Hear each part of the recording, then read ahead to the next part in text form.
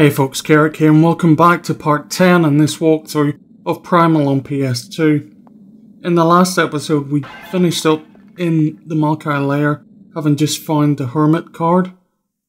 In this episode we'll be moving through that complex, basically trying to make our way towards Davina's apartment. Pick up the necessary key.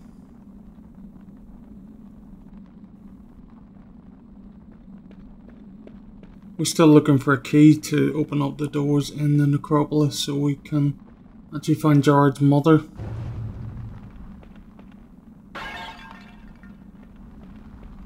My god, this place is dark.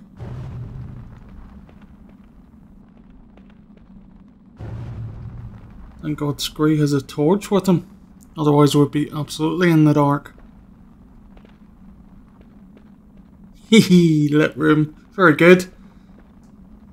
Right, let's find out where we are. Okay, so we've come through Maokai lair, and it's pretty much just a straight tromp through for a little bit.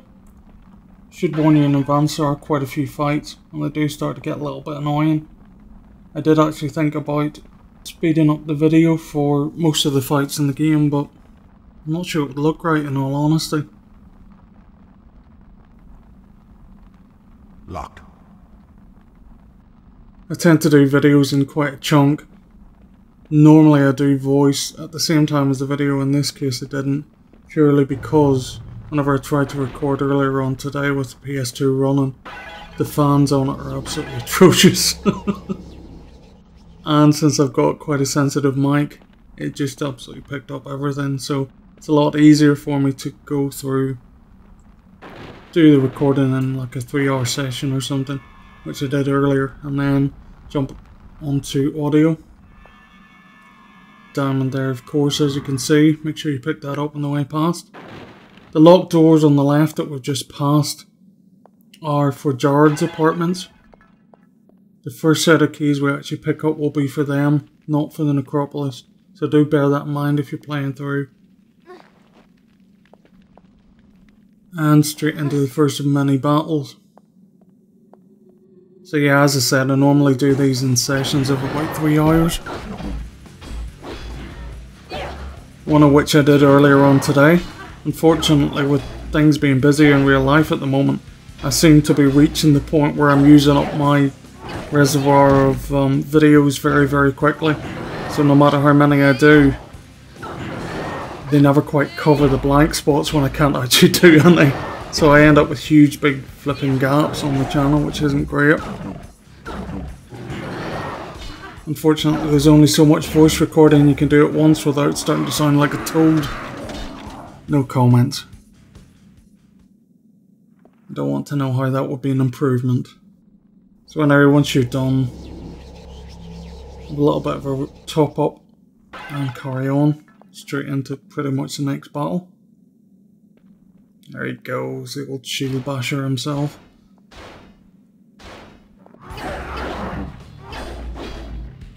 Two normal guys here, one of them with the dark skin, so takes a few more hits. One of them quite easy, and of course the guy with the shield over by the door, who is forever a pain in the ass. Just take him down as quickly as you can.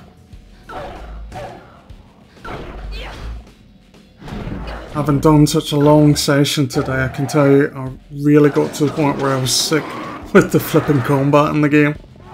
It's okay for short periods of time, but it just can be so clunky and unresponsive, it's incredible.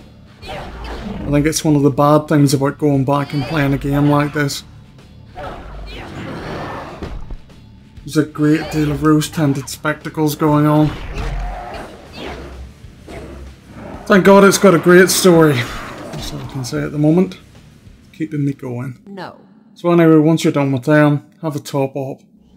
And let Scree pretty much do his thing while you're at it.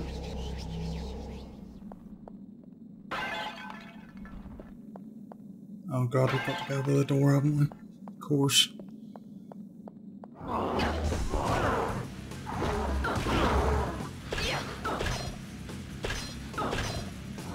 So yeah, just take him down the usual way. As in smack the snot out of him. Not really that hard. Unfortunately, the shield just seems to always be there, which makes him a bit of a pain in the arse. Soon mended though. The metal door in here isn't openable. It needs to be opened from the other side. So once we've actually cleared up all the bodies and stuff, I'm probably just going to go through and open both doors in this room. This is the one you want to use, the large gate, rather than the small one behind it. I'm not sure why I felt the need to actually open both gates, but I did. And so I did, if that makes sense. Help me out, would you? Okay, so both gates now open. And down we go, deeper into the citadel.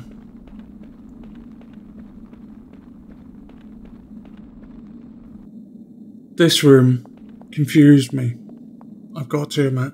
The exit here is the right way to go, and I know it's the right way to go. But for the life of me, I couldn't work out how to open the flipping door. So I'm having to look around. I'm wondering why I can't light that, even though it's not already lit. English feel. And just kind of having a quick look around the room to see if there's any levers or anything like that, which of course there aren't. So I get to the point where I'm getting slightly annoyed and scratching my head because I know I have to go through this door to get any further. Locked. And as you can see, it is locked.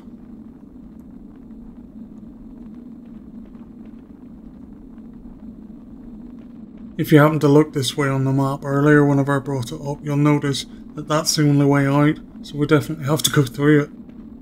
And then when I leave... Yes, they did.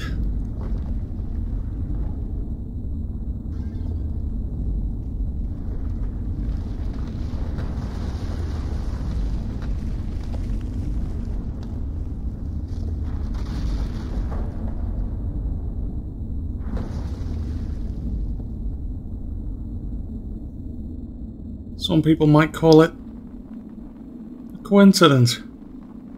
I call it sheer pig-headedness, making you run around a room like that, only to have it happen on a cutscene as you leave. That's vicious. Still, nobody minds a bit of serendipity here or there. And once you're out, there are a couple of exits here.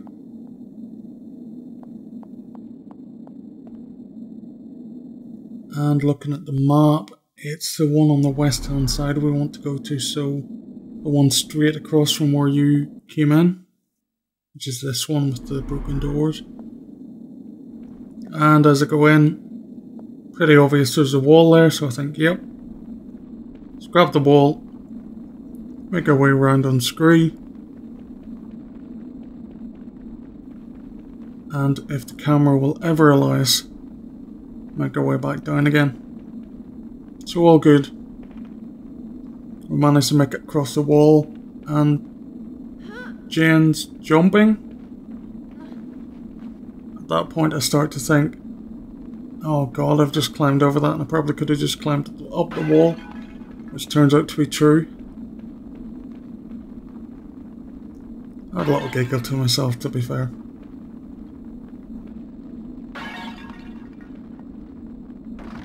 And pick up the next tarot card, which is the Knight of Pentacles and refers to Jared in game.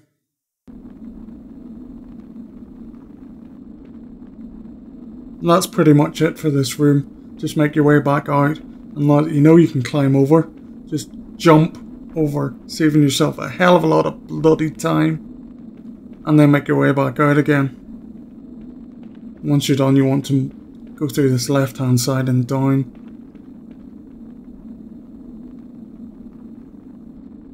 Just wait for Jen. I'm pretty sure there's going to be a fight soon. I don't really want to go too far without her.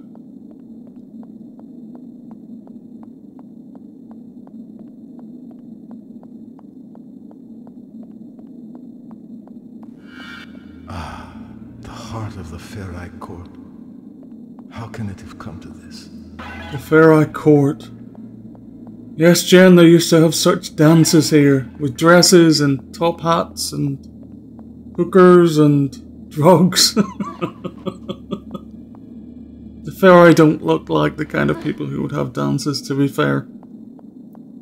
Possibly one of the later races, but we'll come to that later on.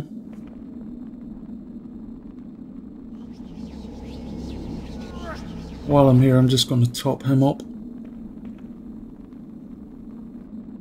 There's a pretty big fight coming up, so pretty much just take it where we can get it at this point. And just checking the other side. Developers tend to think in terms of symmetry. Okay, so that's a key. We do want it, but first of all, let's grab the lodestone. Ah, let me get that. And pick up the key. As I said earlier, these are the keys to Jared's apartment. Apartments, even. And we want to make our way back. Through the banquet hall. All of the stuff we've just walked through. Back to the door we couldn't get in. Beforehand, this happens. And one quick save later.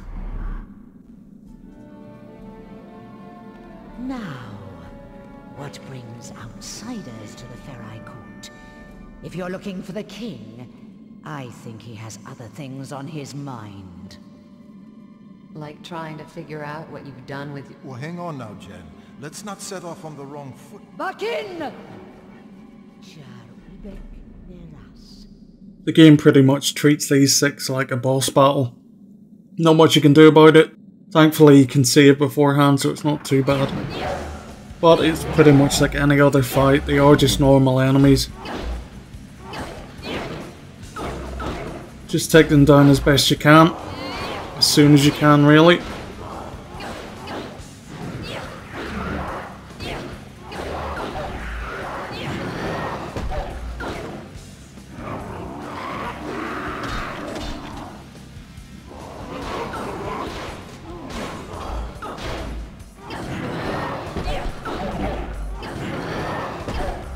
Go on, you bugger.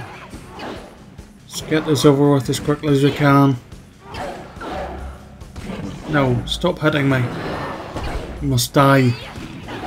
At which point Scree manages somehow to get in the way and I can't reach him. Wonderful.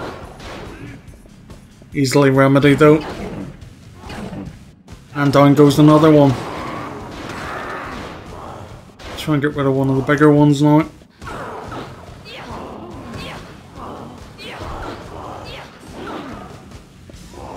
There seems to be a bit of a pattern for whether an enemy attacks you actively or kind of passively, as in it moves away from you. If they do start moving away from you, don't chase them, just switch to another enemy. You can be pretty sure that one of them will be. So chances are you're running after one that won't fight you, while the guy that does want to fight you is coming up right behind you and I'll do nasty stuff. And another one bites the dust, as they say. Get rid of this guy while we're here. Thankfully he's taking a hell of a lot of damage, so...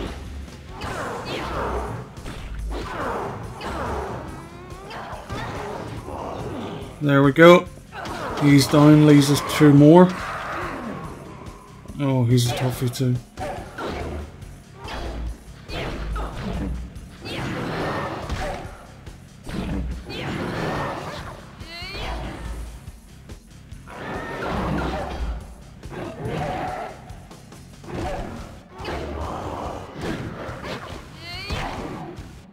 By this point the controls were starting to be a little bit unresponsive. I'm not sure whether it was the game or what. I say the controls are the original ones, so God knows they are donkey's years old. However, I did give them a good clean and sorted everything out with them, so they should be fine, but...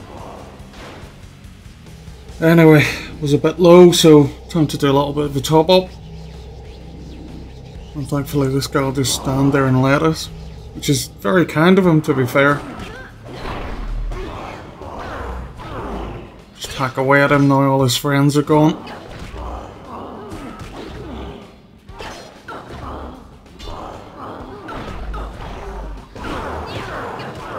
And pretty soon down he goes too. If I can press both buttons at once. Right. So anyway, with this amount of bodies around and considering the amount of energy we've taken off Scree, it's probably worth letting him do his thing. And once you're done, just head back out the door. Lend me a hand here. I can't do this on my own. That's what she said. So anyway, once you're back out, it's pretty much a case of just following all of the rooms back through. I think I do actually make a mistake at this point and go up the stairs on the opposite side. It's the left hand door you want here. Oh, hello. We've got friends. It's funny how you can play through a game in the morning and then when it comes to the audio later on, completely forget about everything you saw.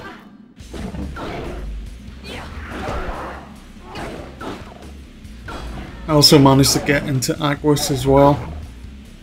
So I think between this video and the next video we'll finish up the Ferry section.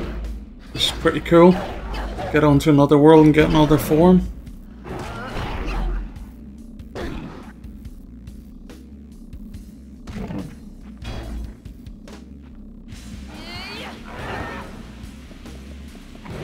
Really not too big a chore. Just finish these two off as quickly as I can. I'm sure by this point you're getting as sick of these fights as I am. Just take him down and let Scree do his stuff. And then once so done, don't follow me. I did go the wrong way here, but it's not worth cutting out.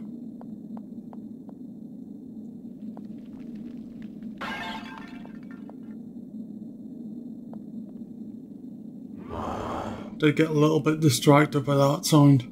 Just kind of freaky.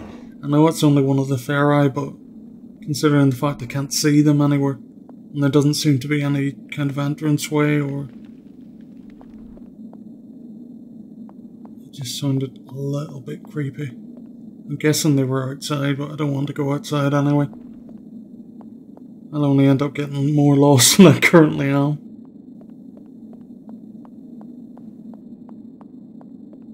So on the right hand side, it's the banquet hall we want to make our way through. And back towards Jared's apartments. Which went too far ahead. God, this is really dark.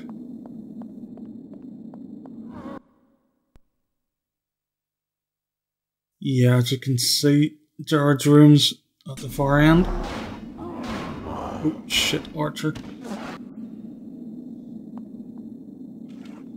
Pretty easy Archer though. Finish him off quick enough. Stab him a few times.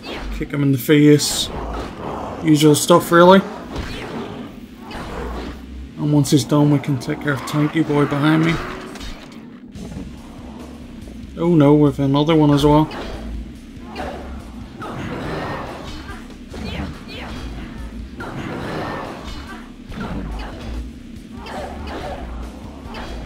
Take him down in the same manner. Don't scream at me, you goatee bugger.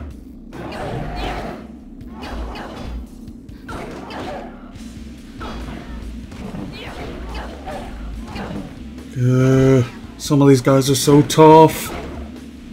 Those points for weeks.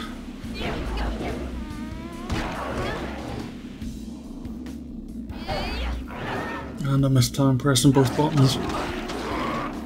So yeah, tanky guy. Let's get rid of him now. Fed up with him screaming at me.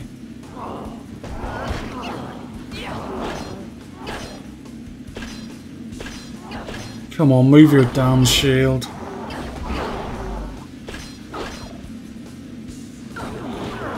Thankfully his health's dropping down quite quickly. So we should be able to finish him off pretty easily. And once we're done, we'll do the usual refill and get Scree to do his thing. So back down the corridor. And since Scree actually has some room in his health bar, I'm going to pick this one up as well.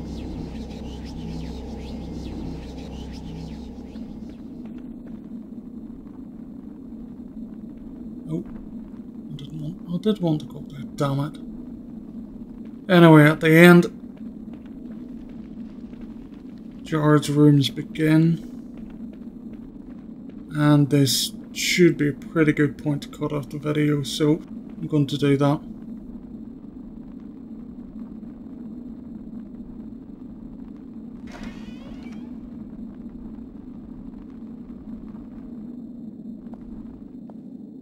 I've been Keric the Pally, this has been Primal. You have a good evening.